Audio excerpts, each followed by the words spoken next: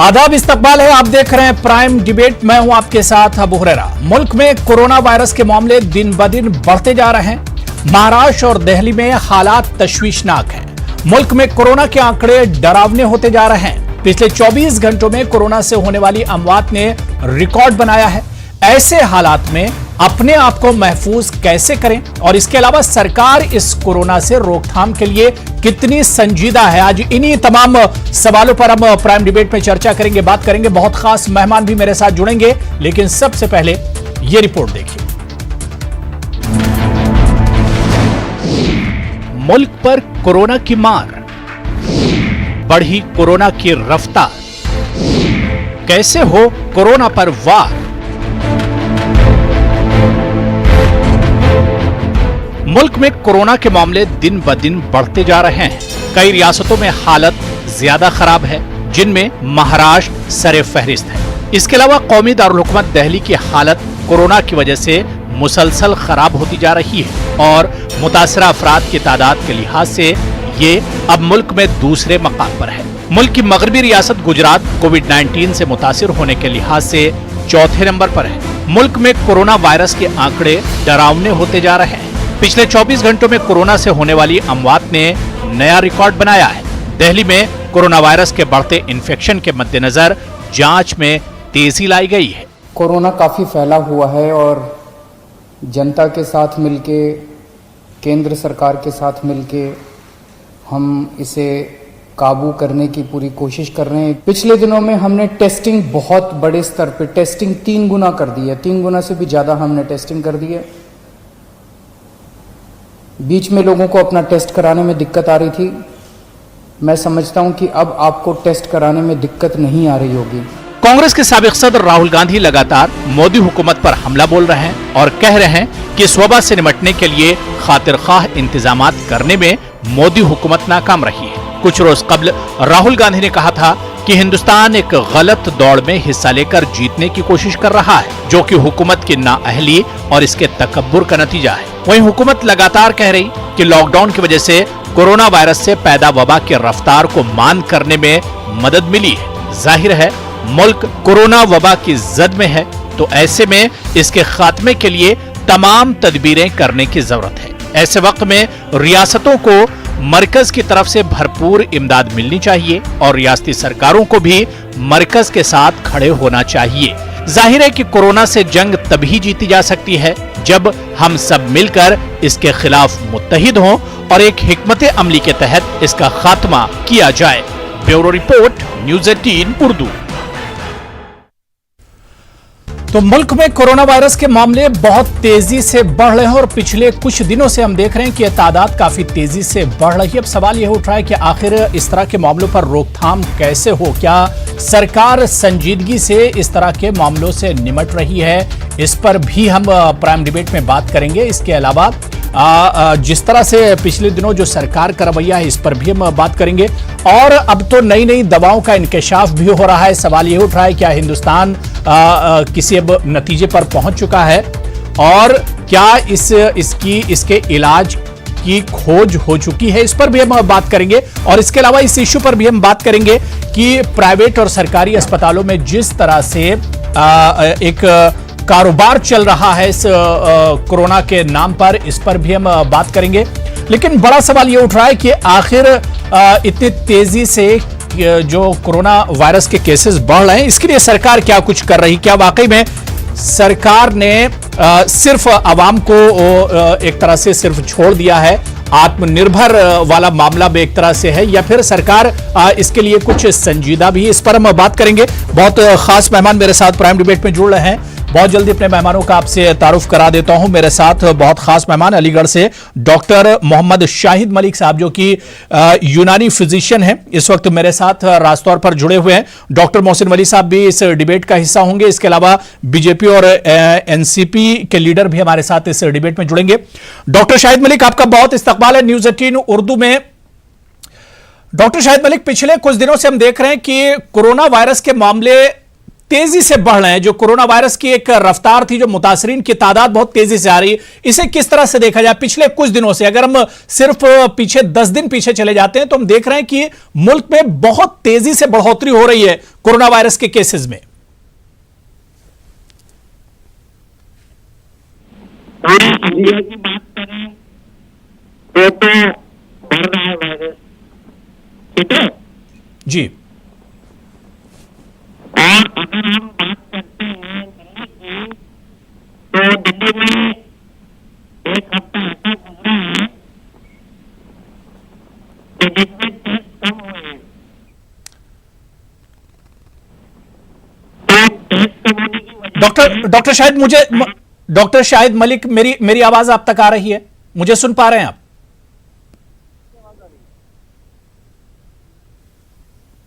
ठीक है, कुछ तकनीकी प्रॉब्लम है, टेक्निकल प्रॉब्लम है। हम दोबारा से डॉक्टर शाहिद मलिक के पास आएंगे।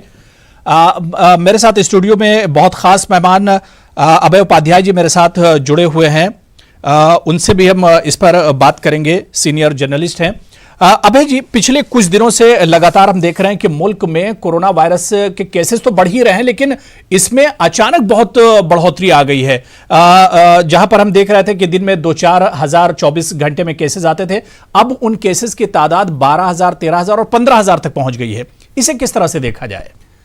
देखिए, ये तो सही है कि लॉकडाउन जब हुआ था उसको लेकर उसके ऊपर बहुत सारी पॉलिटिक्स हुई, बहुत सारे सवाल जवाब हुए, लेकिन हमारे साथ कई डॉक्टर्स भी, एक्सपर्ट्स आज भी हमारे साथ मोहसिन वली साहब जुड़ेंगे, तो उन्होंने पहले ही बताया कि एक लॉकडाउन का बहुत ही पॉजिटिव इफेक्ट ये पड़ा कि ये जो नंबर्स थे वो कंटेन हो गए। बिल्कुल। तो हमारे पास जब 500 मरीज थे मार्च में, उसी समय लॉकडाउन हो गया, तो जाहिर सी बात है कि उसमें लोगों का एक जगह से दूसरी जगह आना जाना हुआ।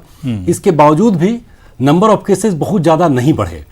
अब वो चूंकि अब एक सामान्य हम लोग लौट रहे हैं हालात की तरफ, जहां मार्केट्स ओपन कर दिए गए हैं और बहुत सारी जो लॉकडाउन में पाबंदियां थी हटा ली गई हैं जी। तो जाहिर सी बात है कि थोड़ी सी भी अगर ढिलाई लोगों की तरफ से हो रही है तो मार्केट में लोग बाहर निकल के आ रहे हैं, सब्जी मंडियों में हम देख रहे हैं बहुत ज्यादा भीड़ हो रही है। तो ये जो इंटरपर्सनल कांटेक्ट है, एक दूसरे की क्लोज प्रॉक्सिमिटी में लोग पहुंच जा रहे हैं, तो जाहिर सी बात है अगर उस तरीके से प्रिकॉशन नहीं लेते हैं। अच्छा, ये जो जगह है, मंडी है, बाजार है, मार्केट है, यहाँ पर आप हर एक तबके के लोगों से उम्मीद नहीं कर सकते कि साथ में सैनिटाइजर लेके चलें और आप एक मास्क लेकर चलें जो फिल्टर आउट कर दे बैक्टीरियाज और वायरस को। तो ऐसी परिस्थितियों में ये खतरा तो पहले से भी था, लेकिन अब सवाल ये था कि इकोनॉमी को भी मूव कराना है आपको। लॉकडाउन करके आप नंबर ऑफ केसेस को तो कंटेन कर ले रहे थे, लेकिन इकोनॉमी आपकी बिल्कुल नीचे की तरफ जा रही थी। तो जाहिर सी बात है कि इसके बीच में एक बैलेंस साधने की कोशिश की गई। जब तक लॉकडाउन रहा, राज्यों में ये रहा कि मेडिकल फैसिलिटीज़ हैं उनको मजबूत किया जाए, ये सारी चीज़ें चलती रही। अब नंबर ऑफ केसेस बढ़ रहे हैं, तो उसमें एक पॉजिटिव एस्पेक्ट उसका यही है जी। कि जो सर्वाइवल रेट ऑफ सर्वाइवल है इसमें वो भी काफ़ी बढ़ गया है। अभी देखिए 55% के आसपास लोग, 55% लोग जो हैं ठीक होके आज के डेट में ये है। रिकवरी रेट बहुत ज़्यादा बढ़ गई है। जी जी। तो ये एक उम्मीद है कि नंबर ऑफ केसेस बढ़ रहे हैं तो रेट ऑफ रिकवरी भी बहुत ज़्यादा बढ़ गई है। तो अब यही है कि आगे से अब लोगों के ऊपर है, हमारे ऊपर है कि हम अपने आप को कैसे सुरक्षित रख के चलते हैं। नहीं तो कोविड जिस तरीके से इसके फैलने का तरीका है वो तो बहुत ही खतरनाक है। इसके ऊपर काफ़ी बातचीत हम लोग कर चुके हैं। दरअसल अब इसमें अब कुछ नया जानने को है नहीं हमारे आपके एंड पे। हमारे एंड पे अब करने को है कि हम कैसे अपने आप को इससे बचा के ज्यादा कर सकते हैं। बिल्कुल बिल्कुल। और इस बीच मेरे साथ बहुत खास मेहमान डॉक्टर मोहसिन वली साहब, सीनियर फिजिशियन हैं और कोविड के इशू पर कई बार मेरे साथ डिबेट में जुड़े हैं। बड़े अच्छे मशवरे भी आप हमारे नाजरीन को देते हैं। डॉक्टर मोहसिन वली साहब, बहुत इस्तकबाल है न्यूज़ 18 उर्दू में आपका भी। और राजेश गुप्ता साहब आम आदमी पार्टी के स्पोक्स पर्सन है, तर्जुमान है, आप भी दिल्ली से मेरे साथ जुड़ गए। राजेश गुप्ता जी, आपका भी बहुत इस्तकबाल है। मैं डॉक्टर मोहसिन वली साहब आपके पास आना चाहूंगा। सर, जिस तरह से अभय उपाध्याय जी कह रहे थे कि अब कोरोना पर बहुत ज्यादा सुनने के लिए कुछ नहीं है, अब इसमें सिर्फ बचा यह है कि किस तरह से कोरोना से बचा जाए, एहतियात किस तरह से करें हम।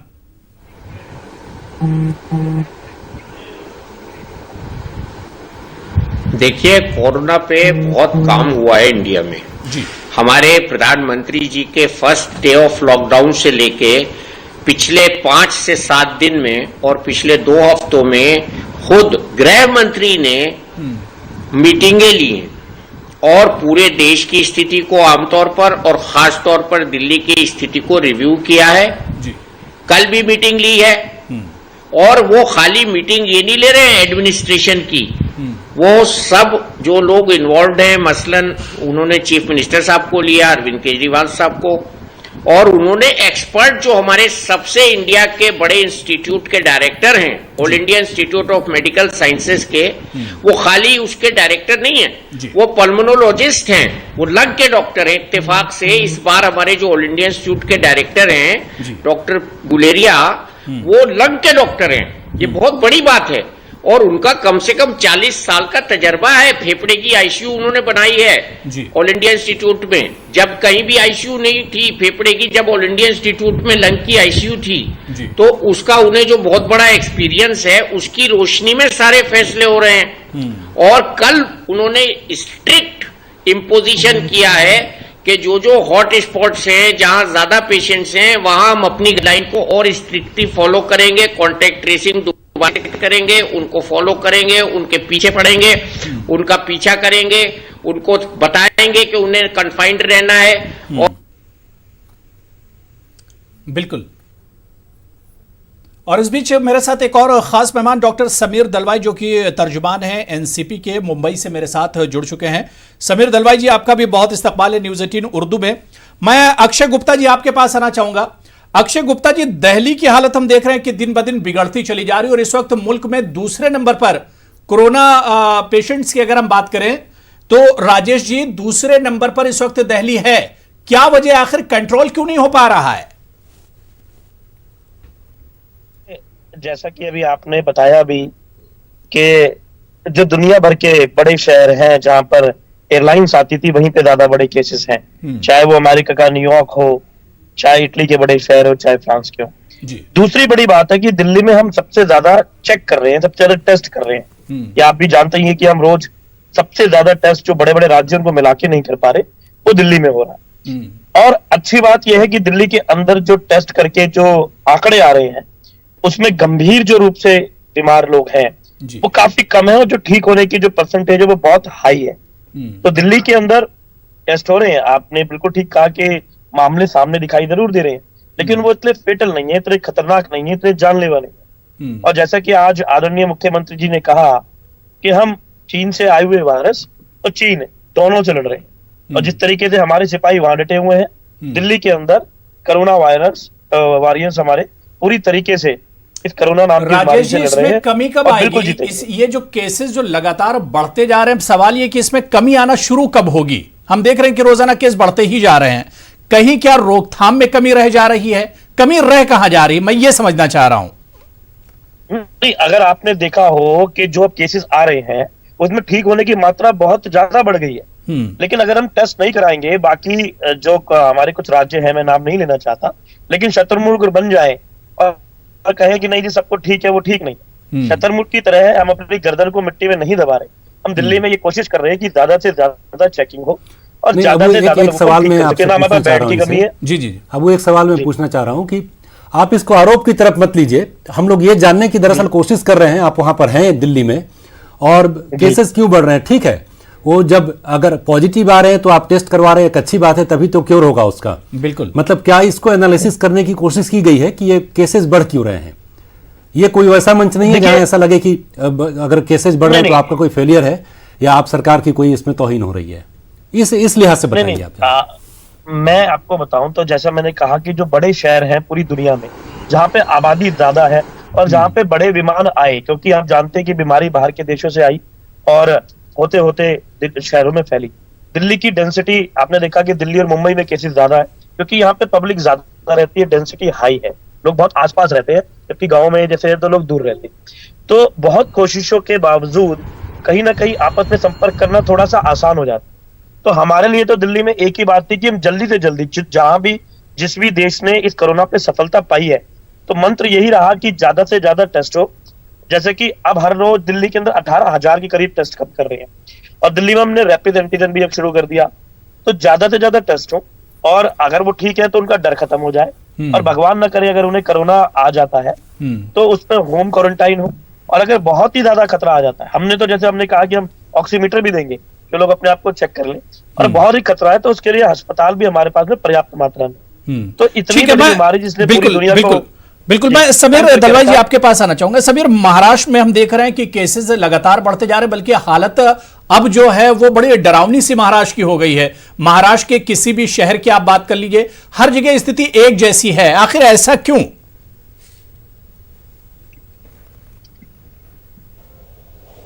जी अबू साहब, आपने बहुत अच्छा सवाल पहले भी पूछा था कि ये केसेस बढ़ क्यों रहे हैं, और हमारे दोस्त ने भी अच्छी जवाब दिया। मुझे एक पहले बात बतानी है, और ये मैं बतौर एक डॉक्टर, प्रैक्टिसिंग डॉक्टर, मैं पीडियाट्रिशियन हूँ इसलिए बता रहा हूँ। देखिए, ये वायरस संक्रमण है, और वायरस की फितरत यही है कि वो स्प्रेड होती है, पूरे बॉडी में स्प्रेड होती है, एक व्यक्ति से दूसरे व्यक्ति को स्प्रेड होती है, एक गांव से दूसरे गांव जाती है। और ये वायरस है रेस्पिरेटरी वायरस, मतलब हवा से फैलने वाली है।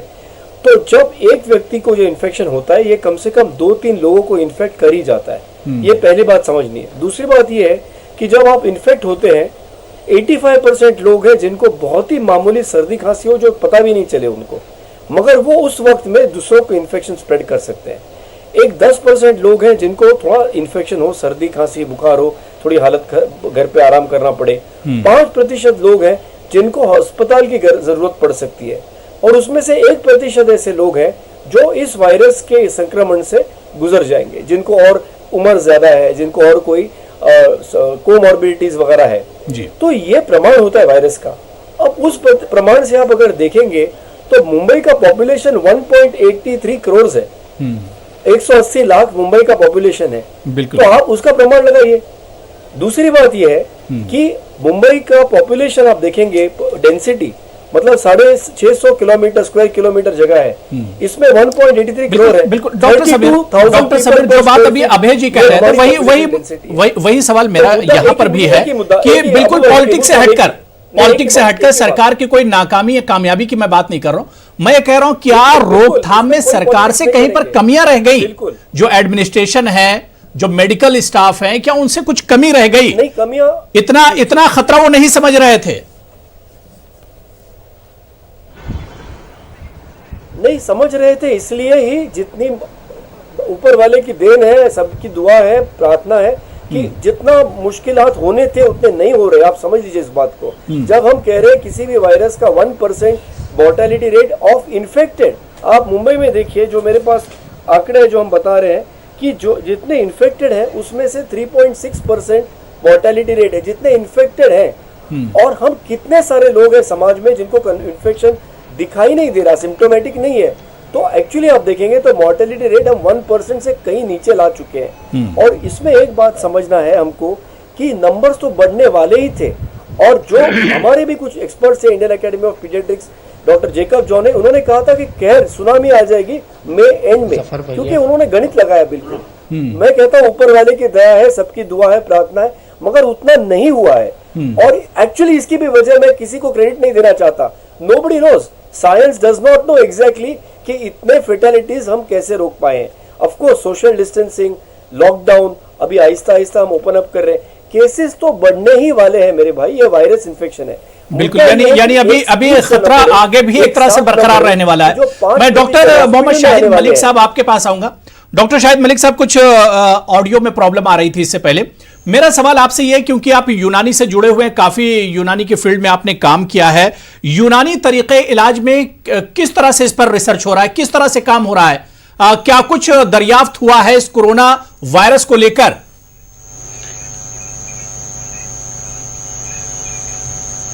देखिए, अभी जैसे मोहसिन वली साहब ने एक बात कही, मैं ये बात जरूर कहूंगा कि पहली बार ऐसा हुआ है कि हमारी सरकार के ताल्लुक से और हमारी जो मिनिस्ट्री ऑफ आयुष है उसके ताल्लुक से, वो ये कि पहली बार ऐसा हुआ है कि किसी डिजीज को लेकर सारी मिनिस्ट्रीज का इन्वॉल्वमेंट और खासतौर से आयुष का जो इन्वॉल्वमेंट उन्होंने शुरू किया है।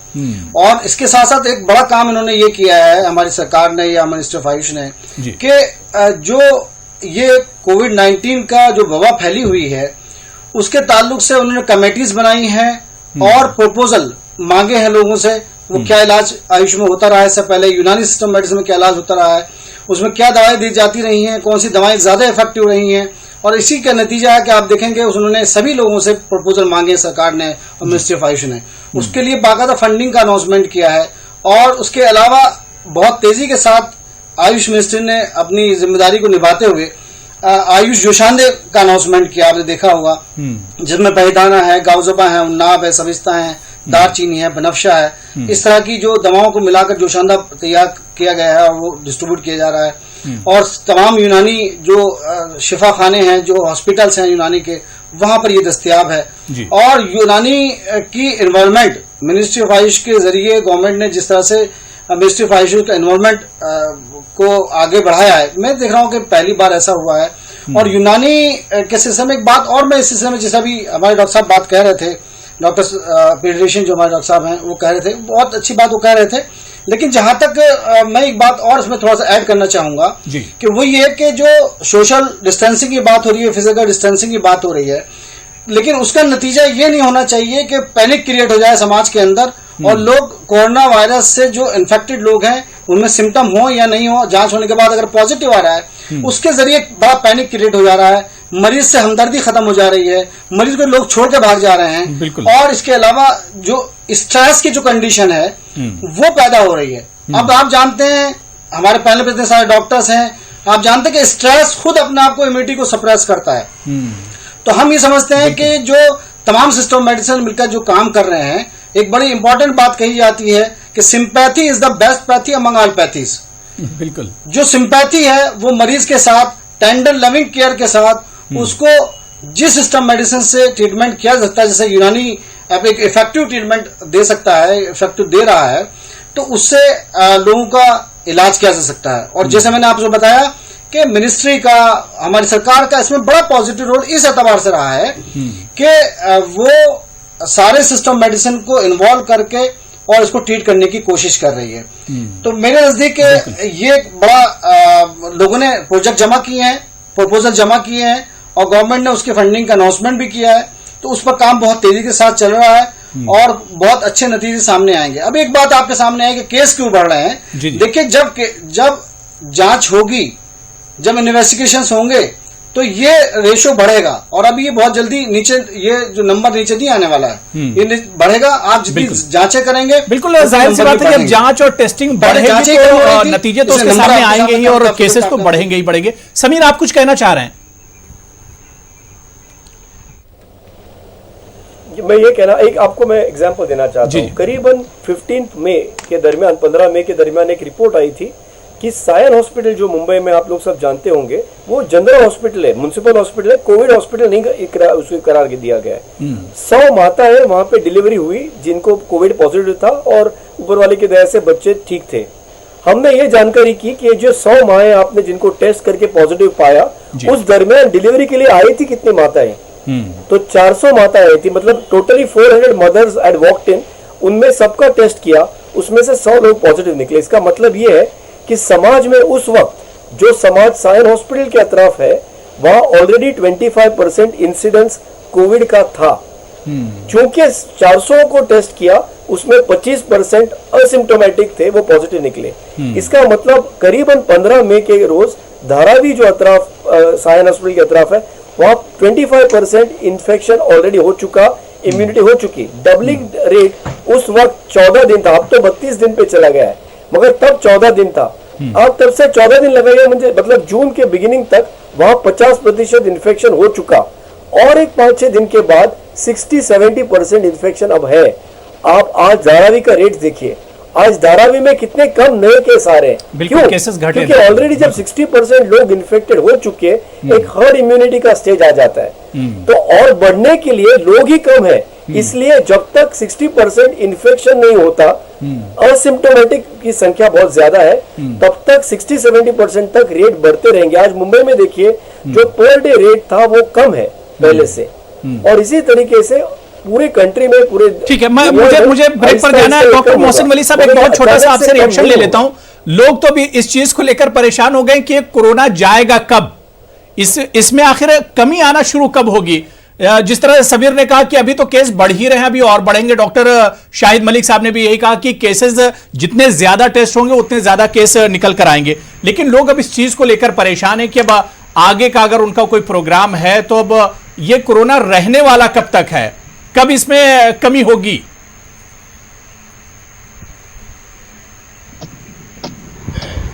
देखिए, कोरोना के साथ हमको रहना है। सवाल का जवाब तो असली ये है, लेकिन जो केसेस की तादाद इतनी स्टीप ऊपर जा रही है, उसके लिए हमको हमारे सामने कर्नाटक का मॉडल है, इंडिया का ही। हमारे सामने धारावी की बात हो रही है, हमारे सामने यूके में बिल्कुल कम हो रहे केसेस धीरे धीरे, हमारे सामने अमेरिका का भी मॉडल है, वो ब्राजील में लापरवाही हुई बहुत ज्यादा, उसका भी मॉडल है, वहां बढ़े अनाप शराब बढ़े। और दिल्ली में मैं एक तरह से ये कहूंगा, मेरी अगर आप राय लें जाती, यहाँ आम आदमी पार्टी के लोगों की भी उसमें थोड़ी सी तारीफ भी हो जाएगी, अमित शाह जी की भी हो जाएगी, हेल्थ मिनिस्ट्री डॉक्टर हर्षवर्धन की भी हो जाएगी। एक्चुअली ये केस सोसाइटी में मौजूद हैं, इट डिपेंड्स हम कितना उनको टेस्ट कर रहे हैं और आइसोलेट कर रहे हैं। ये है खेल, कहानी ये नहीं है कि नए आ रहे हैं ना, ये है सोसाइटी में मौजूद केसेस जिनको हम रिकॉर्ड कर रहे हैं, टेस्ट कर रहे हैं, आइसोलेट कर रहे हैं, आइडेंटिफाई कर रहे हैं। ये असर नौ जदीद केसेस नहीं है, ये बढ़ रहे हैं इसलिए क्योंकि हम टेस्ट बढ़ा रहे हैं, और टेस्ट भी हम फेज्ड मैनर में बढ़ा रहे हैं, उसी फेज्ड मैनर में ये भी बढ़ रहे हैं। और इसके बढ़ने से बिल्कुल नहीं घबराना है, खुश होना है कि हमें पता लग गया कि हमने उतने लोगों को आइसोलेट कर दिया, और डेथ रेट हमारी जो 3 है वो 0.3 आ जाएगी इसको करने से। तो इसलिए ये बैड इंडिकेटर नहीं है, गुड इंडिकेटर है, घबराना नहीं है। बहुत जल्दी कोरोना खत्म हो जाएगा, मैं आपको उम्मीद दिलाता हूं, और इसका अंत बहुत करीब लग रहा है मुझे, लेकिन इसमें घबराने की कोई बात नहीं है। और हमारे यहाँ मौतें बहुत कम है, अभी भी बहुत कम है, और बिल्कुल मत घबराइए। हाँ, अस्पतालों में आप अपने मरीजों पे ध्यान दीजिए, डॉक्टर्स की हेल्प करिए, जल्दी से जाइए, आइसोलेट करिए। और ये ऑक्सीमीटर जो दिया है, ये सोने का उपकरण है, समझिए वरदान है, इसको इस्तेमाल करिए, लीजिए इसको और इससे फायदा उठाइए। बिल्कुल, मुझे बहुत छोटे से ब्रेक पर जाना है। तमाम मेहमान मेरे साथ जुड़े हुए हैं, ब्रेक से जब लौट कर आएंगे तो कोरोना के कुछ और पहलुओं पर हम बातचीत करेंगे। जिस तरह से डॉक्टर शाहिद मलिक ने कहा कि मरीज से हमदर्दी की जरूरत होती है, उससे भागने और डरने की जरूरत नहीं, बल्कि जो पेशेंट है उनके साथ हमदर्दी भी की जाए। तो प्राइम डिबेट में आज हम फिर बात कोरोना के खतरे पर कर रहे हैं, और लगातार जिस तरह से कोरोना का खतरा बढ़ता जा रहा है, कोरोना के मुतासरीन की तादाद बढ़ती जा रही है, आखिर इसकी रोकथाम हो कैसे, इसमें कमी कब तक आएगी, इसकी रफ्तार थमेगी कैसे, इसी पर हम बात कर रहे हैं। बहुत खास मेहमान मेरे साथ आज डिबेट में जुड़े हुए हैं। मैं ब्रेक के बाद डॉक्टर समीर दलवाई जी आपके पास ही आऊंगा। डॉक्टर समीर दलवाई, महाराष्ट्र में तो हमने देखा कि केसेस जो हैं वो लगातार बढ़ते ही जा रहे हैं, और ब्रेक पर जाने से पहले आपने कहा था कि टेस्टिंग जिस तरह से बढ़ी है, इस वजह से नतीजा है कि ये केसेस भी बढ़े हैं। लेकिन क्या आपको नहीं लगता है कि लॉकडाउन से पहले या लॉकडाउन के वक्त जो ईमानदारी सरकार ने दिखाई थी, अब उसमें एक तरह से कमी आ रही है, चाहे वो हम सेंटर की बात करें या महाराष्ट्र की सरकार की बात करें? बिल्कुल पॉलिटिक्स से हटकर मैं चाह रहा हूं कि इसका जवाब हो। बिल्कुल बिल्कुल बिल्कुल, इसमें कोई पॉलिटिक्स की बात सोचेंगे ही नहीं। मुद्दा यह है कि इवेंचुअली लॉकडाउन कितने दिन तक आप स्ट्रिक्टली एनफोर्स करोगे कि बिल्कुल आप घर से नहीं निकले। हम बहुत ही अमीर देश तो बिल्कुल नहीं है, हमें सबके बारे में सोचना है। अभी चलो मैं 2 महीने 3 महीने बिना काम के मैं मैनेज कर सकता हूँ, मगर उस बंदे का क्या जो रोज कमाई करके घर ले आता है। तो कहीं ना कहीं हमको इकोनॉमी के हिसाब से, देश के ही नहीं मगर उस बंदे के हिसाब से भी देखना, ये पूरे देश की बात है। तो आहिस्ते आहिस्ते जहाँ पे कोरोना का इन्फेक्शन कम है, संक्रमण कम है, उन एरियाज को ओपन अप करना मुनासिब है। और उस ओपन अप करने से अगर घर पे ही बैठ के रहेंगे तो अलग चीजों से मुसीबतें बढ़ेंगी। तो मेरे हिसाब से ग्रेजुअली महाराष्ट्र में भी जो मैं जितना कह सकता हूँ, मुंबई में भी बहुत सी एरियाज है जो अभी भी कंटेनमेंट एरियाज है, मगर उससे कहीं ज्यादा ऐसे एरियाज है जहाँ पे ओपन अप हो रहा है। और आहिस्ता आहिस्ता इसी हिसाब से हम आगे चलेंगे तो जैसे डॉक्टर साहब ने अभी कहा, we will be out of the problem very soon. बिल्कुल। इस बीच मेरे साथ एक और खास मेहमान डिबेट में जुड़ गए हैं, गोपाल कृष्ण अग्रवाल जी, जो कि स्पोक्स पर्सन हैं, कौमी तर्जुमान है बीजेपी के, वो भी इस डिबेट का हिस्सा हैं। गोपाल कृष्ण अग्रवाल जी, आपका भी बहुत इस्तकबाल है न्यूज़ 18 उर्दू में। आपसे ही मैं सवाल ले लेता हूं। गोपाल कृष्ण अग्रवाल जी, शुरू में हमने जो मुस्तैदी और तेजी सरकार में देखी थी या एडमिनिस्ट्रेशन में देखी थी इस कोरोना वायरस को लेकर, उसमें अब थोड़ी सी लापरवाही नजर आ रही है, उतनी संजीदगी अब सरकार में नजर नहीं आ रही है कोरोना वायरस और इस खतरे को लेकर। क्या वजह है गोपाल कृष्ण अग्रवाल जी?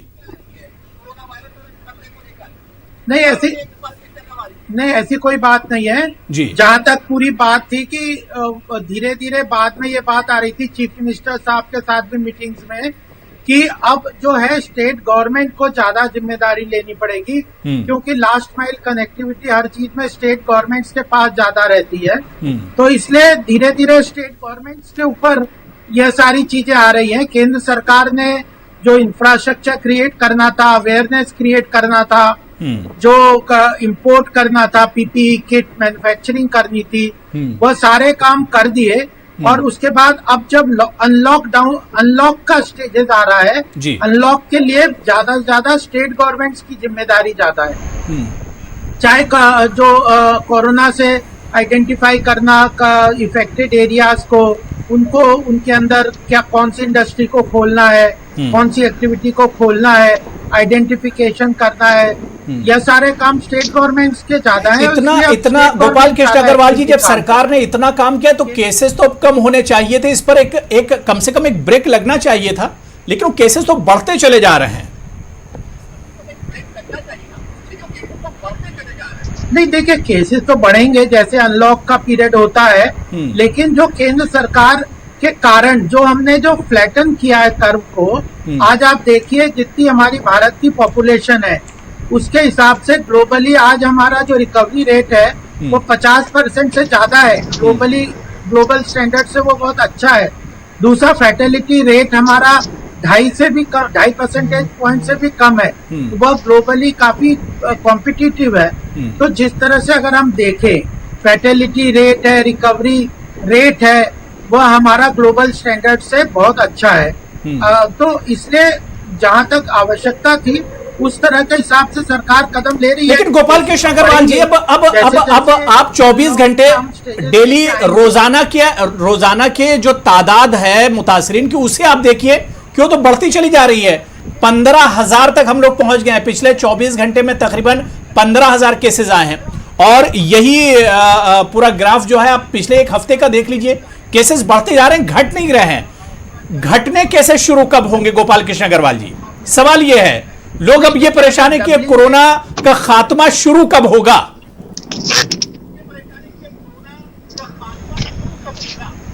देखिए, कंट्रोल हो सकता है, धीरे धीरे जाएगी त्रासदी। जैसे जो इसके जो टेस्टिंग है वो भी सरकार बढ़ा रही है। आप डबलिंग रेट देखिए, जब हमने शुरू किया था 25 मार्च को 3 दिन में डबल हो रहा था, आज हमारा 19 दिन में डबलिंग का रेट है। तो इन सारे पैरामीटर्स को अगर आप देखेंगे, fatality rate, doubling rate, recovery rate, इन सब में काफी इम्प्रूवमेंट हो रहा है। और अब हमने एक्टिविटी जैसे इंडस्ट्रियल एक्टिविटी और बाकी एक्टिविटी अनलॉक फेजेस जो शुरू कर रहे हैं, तो उसमें नंबर ऑफ केसेस तो धीरे धीरे बढ़ेंगे, लेकिन सरकार उसके तरह से तैयारी में ठीक है। मैं राजेश जी आपके पास आना चाहूंगा। राजेश जी, दिल्ली के खासतौर से हम बात अगर करते हैं आपके यहाँ पर, अब दूसरे नंबर पर दिल्ली पहुंच गया है, लेकिन अब सवाल ये उठ रहा है कि कई अस्पतालों की हालत भी एक तरह से खराब हो रही है। लोग कोरोना के इस मर्ज के दौर में भी हम देख रहे हैं कि खिदमत से ज्यादा उन्हें कारोबार की फिक्र नजर आ रही है, और कई इस तरह के केसेस आए हैं। सरकार इस पर लगाम कब लगाएगी राजेश जी? देखिए, जैसा आपने कहा कि दिल्ली नंबर 2 पर आ गई है, ये कोई ऐसी चीज नहीं है कि नंबर 1 या नंबर 2 पे आने पे कोई तमगा है, बल्कि जैसे मैं आपको बता रहा हूँ, आप इसको एक इस तरीके से इसमें तमगा नहीं, इसमें तो सरकार को संजीदगी दिखाने की जरूरत है कि अगर नंबर 2 पर आ गए हैं तो मतलब ये है कि हम ज्यादा खतरे में हैं। देखिए, मैंने आपसे शुरुआत में भी इल्तिजा की थी कि ये जो दिल्ली या मुंबई जैसे शहरों की परेशानी है, वो ये है कि यहाँ दूसरे देशों से बहुत ज्यादा फ्लाइट्स आई, और उसके बाद में अगर कोई यहाँ से फ्लाइट तो देखिए बंद हुए भी तकरीबन 2 महीने हो गए। राजेश जी सुनिए, अगर आप आपका तर्क बिल्कुल सही है कि इंटरनेशनल फ्लाइट से बड़ी तादाद में दिल्ली या मुंबई या बड़े शहरों में आती हैं, लेकिन मैं कह रहा हूं कि उस पर रोक लगाए हुए भी 2 महीने तकरीबन हो चुके हैं। देखिए, आप समझिए कि जिस तरीके से इस वायरस ने पूरी दुनिया में कोहराम मचाया है, ये तो मैं कहता हूं कि उसके बावजूद भी दिल्ली जैसे शहरों में उसकी जो फेटल होने की संभावना काफी कम रही। और जिस तरीके से शुरू में हमने बहुत ज्यादा सख्ताई दिखाई, और अभी भी हम दिल्ली के अंदर रेड जोन बनाते हैं, उन पूरे एरियाज को सील कर देते हैं ताकि उनमें आवाजाही बिल्कुल बंद हो जाए और ये परेशानी कम से कम हो। लेकिन अब ये वायरस पूरी तरीके से तो खत्म हुआ नहीं है, जैसे आप जानते हैं कि हवा के अंदर है, और अगर कोई डॉक्टर ही किसी का इलाज कर रहा है, आप देखिए कोरोना वायरस भी कभी कभी तो इस तरीके से है कि कोरोना वॉरियर्स को लग जाता है, तो एक से कितना अच्छा एकदम से मालूम नहीं पड़ता, 4-4, 5-5 दिन में पता लगता है, कई बार कोई सिम्टम्स ही नहीं आते। तो इतना आसान नहीं है, लेकिन फिर भी जो रफ्तार है, और दिल्ली ने जिस तरीके से इस पे काम किया, जैसे हमने अपने हॉस्पिटल्स को बनाया, पूरे हॉस्पिटल्स को कोविड के लिए बना दिया, रैपिड टेस्टिंग शुरू करी, जो लोग थोड़े ठीक थे उन्हें होम क्वारंटीन करा, जहां दिखाई दिया कि थोड़ी ज्यादा समस्या है उनके लिए हॉस्पिटल्स की पूरी व्यवस्था रखी। ठीक है, लेकिन इस बीच में जो इस तरह की शिकायतें आई, राजेश जी, मेरा सवाल देखिए सिर्फ यही है कि ये मौका एक खिदमत का है, ठीक है कारोबार आप कीजिए, लेकिन प्राइवेट हॉस्पिटल और सरकारी हॉस्पिटल के बीच में आप देख लिए कि किस तरह से लोग बिल्कुल एक पैसा कमाने के इरादे से पूरा एक तरह से काम कर रहे हैं। ये मौका मतलब सबको मिलकर कोरोना वायरस से लड़ने का है। यहां पर देख रहे हैं कि प्राइवेट हॉस्पिटल हो या सरकारी हॉस्पिटल हो, वहां पर किस तरह से कारोबार चल रहा है। सरकार की एक जिम्मेदारी तो यह भी बनती है कि इस पर भी एक नजर रहे सरकार की। देखिए, आपको पता होगा कि जो प्राइवेट हॉस्पिटल्स है उन पे भी अब कैपिंग कर दी गई है कि आप इससे ज्यादा पैसे नहीं चार्ज करेंगे, और सरकारी में ही बहुत अच्छी व्यवस्था है। बहुत कम लोग हैं जो प्राइवेट की तरफ जाना चाहते हैं, जो बेवजह घबरा जाते हैं, लेकिन अदरवाइज तो सरकारी में ही बहुत अच्छी व्यवस्था है और बहुत अच्छी तरीके से वहीं पे इलाज हो जाता है। सरकारी अस्पताल बढ़ा दिए। यही सवाल मेरा भी है कि आपसे भी यही सवाल है कि जिस तरह से हमने देखा कि प्राइवेट हॉस्पिटल जो है बिल्कुल एक कारोबार उन्होंने बना लिया है। इस वक्त हम देख रहे हैं कि हर आदमी परेशान है, कारोबार रुका हुआ है, लॉकडाउन में कुछ बिजनेस बिल्कुल ठप हो गया। लेकिन आप देखिए प्राइवेट हॉस्पिटल जा रहे हैं तो गरीब जो लोग हैं उनके तो बस का ही नहीं इलाज कराना। निश्चित तौर पर इस पर हम लोगों ने पहले भी चर्चा की थी, और दिल्ली से कई अस्पतालों के बिल जो है वो भी सामने आए थे, जिसमें एक प्री कंडीशन रखा गया था कि 1 लाख रुपए पहले आप डिपॉजिट करा दें, और 7 दिन का खर्च तकरीबन 5 से 6 लाख रुपए का आ रहा था। हालांकि उसके बाद कंट्रोल करने की कोशिश की गई है, 2500 रुपए का रेट तय किया गया है, लेकिन शुरू में ही बल्कि केंद्र सरकार की तरफ से भी जब ये तय किया गया था कि अधिकतम सीमा इसकी 4500 रुपए होगी।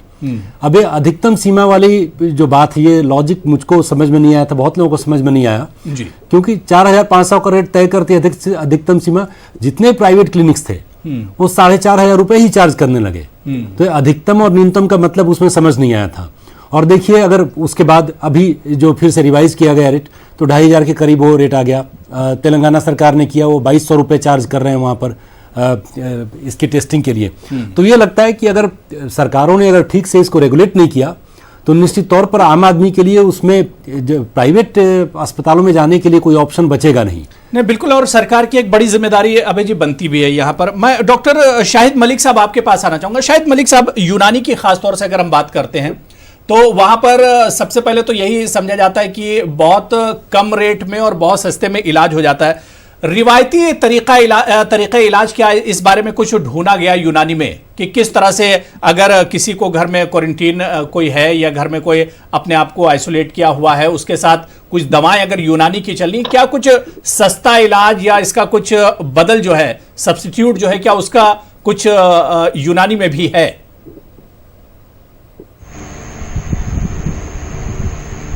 देखिए, एक तो अभी जो बात चल रही थी उसी को मैं कंटिन्यू करते हुए आपके सवाल पे आऊंगा कि अभी जैसे किसी ने कहा ना कि चूंकि अभी सरकारों पे जो सवाल उठ रहे हैं, एक स्टेट सरकार दूसरे स्टेट सरकार सवाल कर रही है, उस पर किसी ने कहा कि अब नहीं कोई बात खतरे की, अब सभी को सभी से खतरा है। बिल्कुल, तो वायरस के कॉन्टेक्स्ट में भी बात ठीक है, और जो चीजें हो रही है वो आपके सामने है ना।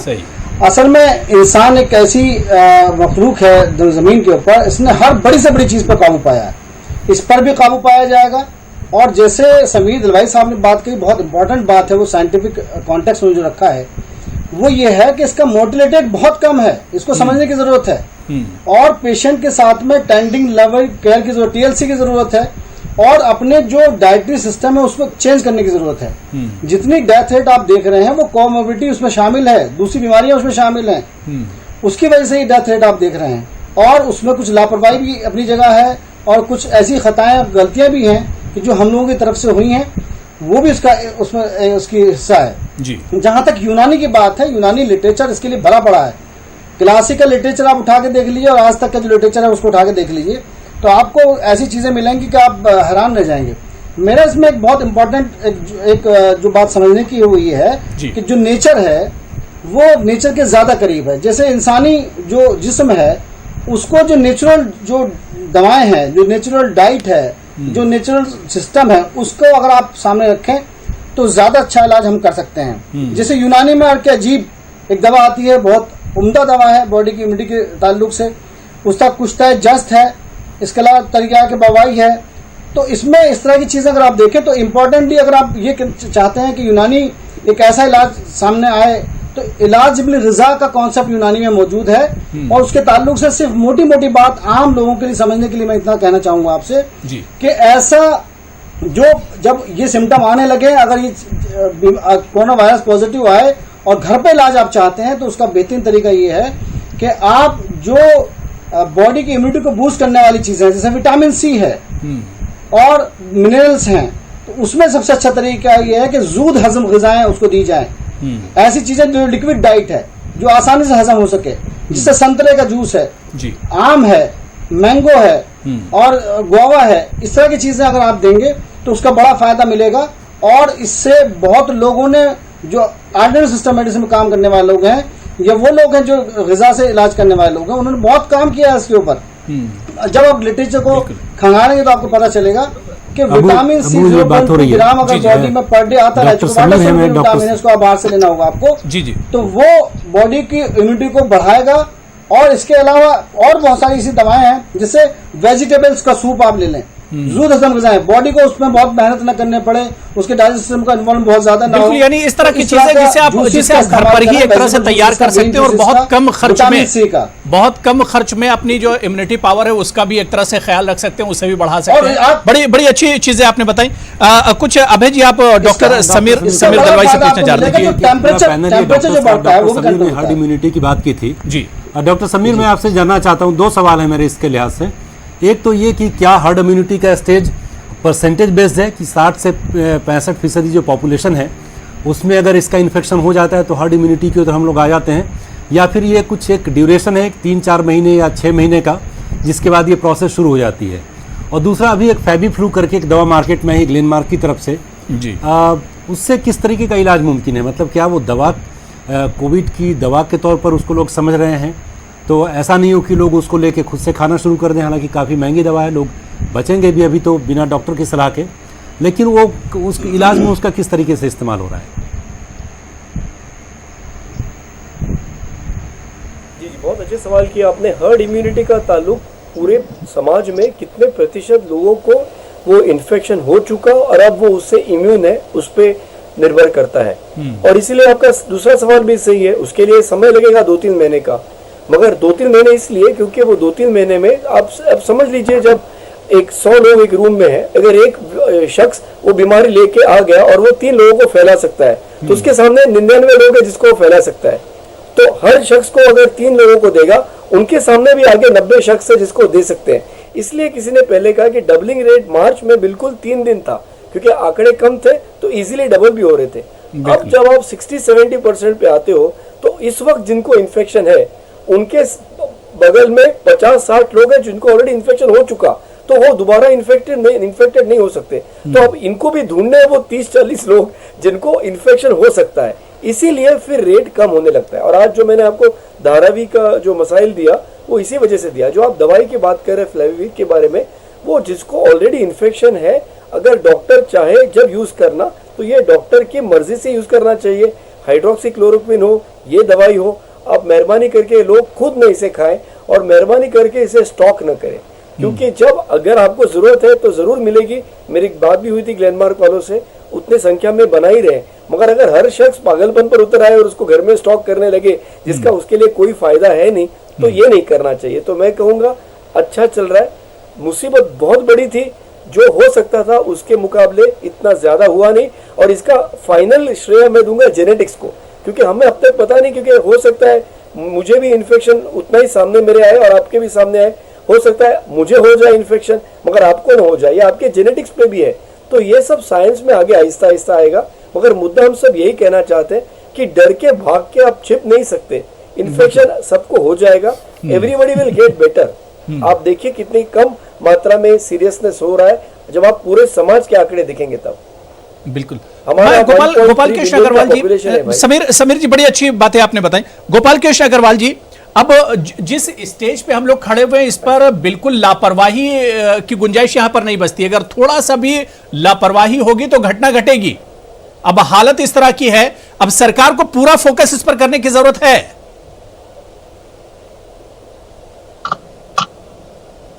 देखिए, हमारे देश में यह भी ध्यान में रखना पड़ेगा जी। कि कोरोना की जो लड़ाई है उसमें जनता का बहुत बड़ा रोल है। सरकार को इंफ्रास्ट्रक्चर क्रिएट करने की बात थी हेल्थ केयर का, वह सरकार ने 25 मार्च के और 1 जून तक के लॉकडाउन के अंतर्गत वह इंफ्रास्ट्रक्चर है। चाहे पीपीई किट थी, एक भी पीपीई किट हमारे यहाँ 25 मार्च को नहीं बनती थी, अब लाखों पीपीई किट बन रहे हैं, करोड़ों मास्क बन रहे हैं, सर है ये जो वेंटिलेटर्स बन रहे हैं, हजारों 50,000 वेंटिलेटर्स सब बन रहे हैं भारत में। 1,000 से ज्यादा यूनिट्स मैन्युफैक्चरिंग कर रही है पीपीए के अलग किट्स की। तो जो और कोविड वार्ड्स बन गए, हॉस्पिटल बन गए, क्वारंटाइन सेंटर्स बन गए, टेस्टिंग किट्स बन रहे हैं, टेस्टिंग मेडिसिन बन रही हैं। तो यह सारा हेल्थ इंफ्रास्ट्रक्चर सरकार ने क्रिएट कर दिया। मजदूरों को, प्रवासी मजदूरों को उनके घर जाने की बात है, उसकी व्यवस्था कर दी, आइसोलेशन वार्ड्स क्रिएट कर दिए, अवेयरनेस क्रिएट कर दी। हाँ, लेकिन अभी भी जिम्मेदारी तो अभी भी सरकार की ही है। सारी चीजें सरकार ने क्रिएट कर दी, सारी चीजें मुहैया करा दी, लेकिन अभी भी जिम्मेदारी सरकार ही है, जनता की है। भागना नहीं सरकार को। नहीं भाग नहीं रहे, लेकिन जनता को अपने ध्यान रखना है कि अब जो है सिविल मूवमेंट करना पड़ेगा। डिस्टेंसिंग, सोशल डिस्टेंसिंग करनी है, मास्क पहन के चलना है, ऑफिसेज में 2 मीटर की दूरी बना के, 6 गज की दूरी बना के रखनी है। यह चीजें, पब्लिक ट्रांसपोर्ट को यूज नहीं करना है, पब्लिक प्लेसेस जैसे सिनेमा घर, मार्केट प्लेसेस को अवॉइड करना है। तो यह चीजें तो जनता को करनी पड़ेगी ना, सरकार डंडे मार के तो सब चीजें कर नहीं सकती। और प्रदेश सरकारों का रोल बढ़ता जा रहा है। बिल्कुल, प्रदेश सरकारों को कंटेनमेंट जोन, नहीं, बिल्कुल। अब आम लोगों की भी एक जिम्मेदारी होगी कि वो किस तरह से एहतियात करते। मैं राजेश गुप्ता जी, जिस तरह से यहां पर गोपाल कृष्ण अग्रवाल जी ने कहा कि सरकार तो अपनी जिम्मेदारी निभा रही है, सरकार तो शुरू से ही, अब जाहिर सी बात है इतनी बड़ी जिम्मेदारी, थोड़ी बड़ी कमियां रह सकती हैं, लेकिन अब आवाम को भी समझना होगा कि उनकी जिम्मेदारी कितनी बड़ी है, उन्हें कितना ज्यादा एहतियात बरतना है। कि मेरा ये कहना है कि सरकार जो है वो आवाम से ही बनती है, आवाम के लिए ही होती है, और आवाम भी सरकार को बनाती है, उसको चलाती है। तो ये तो एक सिक्के के 2 पहलू हैं। सरकार सिर्फ पहले से बता सकती है, क्योंकि आवाम के पास में अपने भी बहुत काम होते हैं, तो उनको पहले बताना कि क्या बीमारी आ रही है, क्या हो रहा है, आपको क्या एहतियात बरत रही है, कैसे बचना है।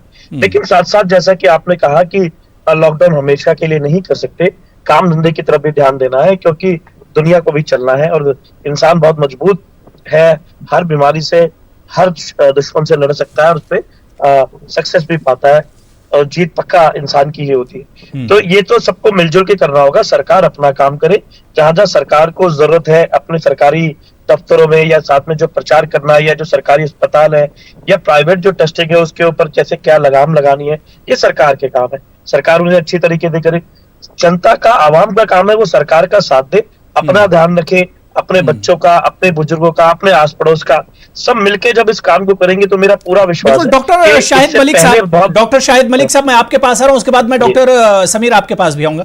डॉक्टर शाहिद मलिक, क्योंकि आप लोग इस पेशे से जुड़े हुए हैं और बाकायदा प्रैक्टिस कर रहे हैं आज के भी इस दौर में, कितना इंपॉर्टेंट हो जाता है आप लोगों के लिए, खासतौर से जो इस फील्ड में हैं, इनके लिए कितना इंपॉर्टेंट है? एक तो आवाम की खिदमत भी आपको करना है, और दूसरे अपनी भी एक तरह से जो हिफाजत है, अपनी भी फिक्र करनी है।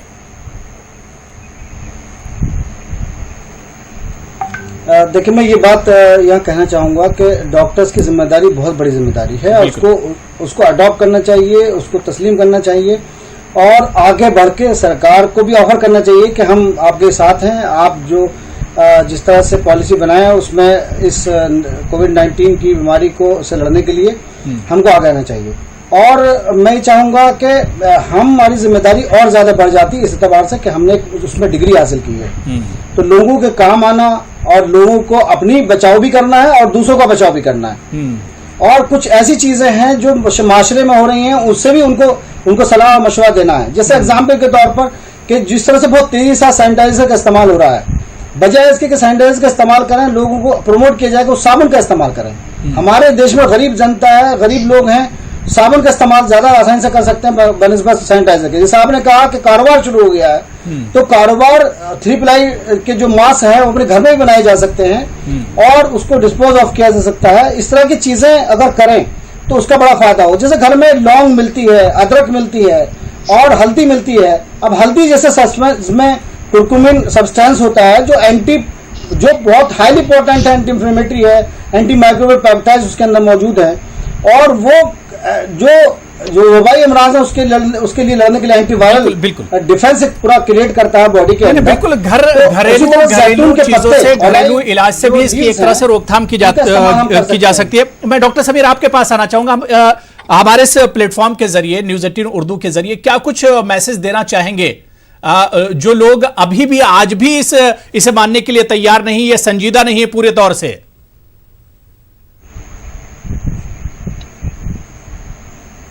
मैं ये कहना चाहूंगा कि आपको संजीदा रहना है। इफ यू कैन अवॉइड, अगर आप घर से बाहर जाना अवॉइड कर सकते हैं, आपको जरूर अवॉइड करना है। मजबूरी की हालत में अगर आप बहुत ही इंपॉर्टेंट चीज है तो आपको और 1 महीना 1.5 महीना ही ये चलेगा, आपको अवॉइड करना है। क्योंकि जैसे किसी ने कहा, अगर सब जनता बाहर आके घूमने लगेगी, आवाम घूमने लगेंगे तो फिर से मुसीबत हो जाएगी। ये पहला मुद्दा। दूसरा मुद्दा ऑलरेडी हमारे दोस्तों ने बताया यहाँ पे कि किस तरीके से खुद की इम्यूनिटी बूस्ट की जाए। इसमें नींद ये बहुत जरूरी है। मैं देख रहा हूँ कि रोज देर रात तक लोग टीवी देख रहे हैं और नींद कम हो रही है, तो नींद इम्यूनिटी के लिए बहुत जरूरी है। तीसरी चीज मैं बताऊंगा कि इसमें डॉक्टरों की आपने बात की, जो डॉक्टरों ने जो बलिदान दिया है, जो कुर्बानी दी है, जो शहादत दी है, इसे हम भूल नहीं सकते। ये भी एक बात की गई कि अस्पतालों के, प्राइवेट अस्पतालों की फीस बहुत बढ़ाई गई है। मैं एक ही बात कहना चाहता हूँ, ये ध्यान रखिए मेरे भाइयों बहनों, कि जो हॉस्पिटल की फी होती है वो हॉस्पिटल का एक ओनर है, वो कॉर्पोरेट है, एक बिजनेस हाउस है, वो बढ़ाते हैं। वहां पे डॉक्टर जो है वो कर्मचारी है, जैसे नर्स भी कर्मचारी है, एम्बुलेंस ड्राइवर भी। बिल्कुल जाहिर सी बात है, सभी की जिम्मेदारी बन जाती है और खासतौर से इन मुश्किल हालात में कि हर कोई अपनी अपनी जिम्मेदारी अपनी अपनी जगह पर निभाए, तभी हम कोरोना के खिलाफ डट कर खड़े हो सकते हैं और उसका मुकाबला कर सकते हैं। बस अफसोस इस बात का रहा कि डॉक्टर मोहसिन वली साहब टेक्निकल प्रॉब्लम की वजह से बहुत देर हमारे साथ नहीं जुड़ सके। बहुत बहुत शुक्रिया डॉक्टर समीर दलवाई जी, डॉक्टर शाहिद मलिक साहब, गोपाल कृष्ण अग्रवाल जी, अभय उपाध्याय जी और इसके अलावा राजेश गुप्ता जी, आपका भी बहुत बहुत शुक्रिया और मोहसिन वली साहब आपका भी बहुत बहुत शुक्रिया प्राइम डिबेट में जुड़ने के लिए, अपना कीमती वक्त देने के लिए। आदाब।